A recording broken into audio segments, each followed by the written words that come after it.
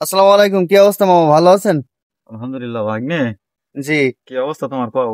এই তো আলহামদুলিল্লাহ। বলছি যে আমি একটা প্রশ্ন করবো, আপনি এখন কাজে ব্যস্ত আছেন, কিন্তু তার ভেতরেও আমার একটা প্রশ্ন করতে মন চাইলো যে বাংলাদেশ ক্রিকেট সম্পর্কে আপনার কি কোনো ধারণা আছে? ক্রিকেট সম্পর্কে ওইটা ধারণা আমার তেমন একটা নেই। আমি বিগত বেশ কয়েক বছর ধরে ক্রিকেট খেলা দেখিনি, বুঝেছো।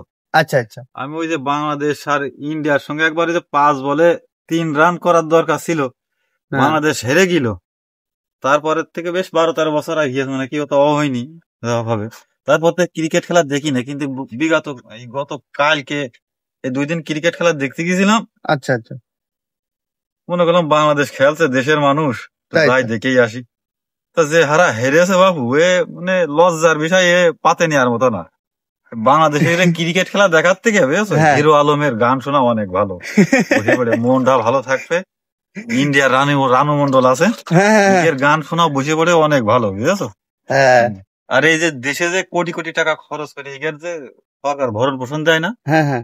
বিগত বছর যে টাকা খরচ করে ঢোকার পেছনে এরকম 5টা 10টা পদ্মা সেতু হয়ে যেত, বুঝেছো। আচ্ছা আচ্ছা। কোচে যে ইগের ক্রিকেট খেলা কি জন্য করছে, উত্তর কোরিয়ার প্রেসিডেন্টের মতন ওই ধরে হ্যাঁ, সব কয়লার খনিতে কাজে লাগাই দিতে হবে, বুঝেছো। ওই যে একটা একটা আমি এই মানে আমি একটু টাকা। মাঝখানে কথা বলি 1 মিনিট, যে আমিও কিন্তু খেলা দেখি না। আমি সেই 2016 সালে লাস্ট খেলা দেখেছি, এশিয়া কাপ না কি বলে, ইন্ডিয়ার সাথেই।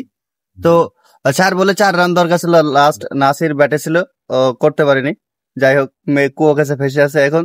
এখন এই বছর আমি ভাবলাম কালকের দিন যে এটাও তো একটা কাপ, তো আমি একটু খেলাটা দেখি। অল্প একটু দেখে মন ভেঙে গেল, খেলা দেখিনি। লাস্ট ফিনিশিং খেলা তো বাংলাদেশ ঠকে গেল। এবার যেটা মূল বলবো সেটা হলো যে ওখানকার দর্শক, ডোবাই যারা দর্শক ছিল, বলছে আমরা 20,000 দর্শক আছি, এই 11 জনকে আমাদের হাতে তুলে দেন, আমরা বাকিটা দেখে নিচ্ছি, ঠিক আছে। ও ঠিকই বলেছে না, ঠিক হ্যাঁ, ঠিকই বলেছে। এই বিষয়ে মতামত কি, ওদের হাতে তুলে দেওয়া উচিত? উগের উগের উগের উগেরা ঠিকই খেয়েছে। বলছি যে শোনো বাবু, খেতে যে ইন্দুরি ধান কাটে, হ্যাঁ হ্যাঁ সেই ইন্দুর মনে করো যে ওই ফিসে দেয় মেকুরির সামনে দিয়ে দেয় ভালো, বুঝেছো। মেকুরি যা পারে তাই করবে।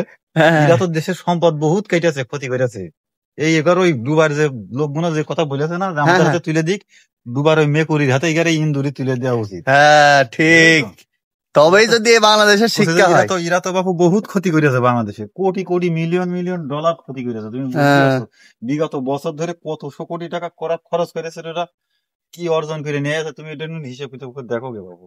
তাই এই তো। বাংলাদেশের ক্রিকেট সম্পর্কে বলতে গেলে ঘৃণা লাগে, তাই এই জন্যই বলি না, মুখ খারাপ করাও যায় না, হ্যাঁ হ্যাঁ, ওরা বুঝেছো। সোশ্যাল মিডিয়া যেহেতু। হ্যাঁ, মানুষ খারাপও বলে, কিন্তু এদেরকে কার্যকলাপ, এদের কর্মকাণ্ড হুম, মানে মোটেই সহ্যর নিষিদ্ধ বাইরে করে দেওয়া উচিত, সবকিছু। বুঝেছো, সবকিছু নিষিদ্ধ করে দেওয়া উচিত। তাছাড়া কালকে কালকে শোনেন, আমি কালকে একজনকে বলছি যে এই খেলা দেখে কি লাভ হয়। কছি দেশের মানুষ একটু দেশের খেলা হচ্ছে দেখি।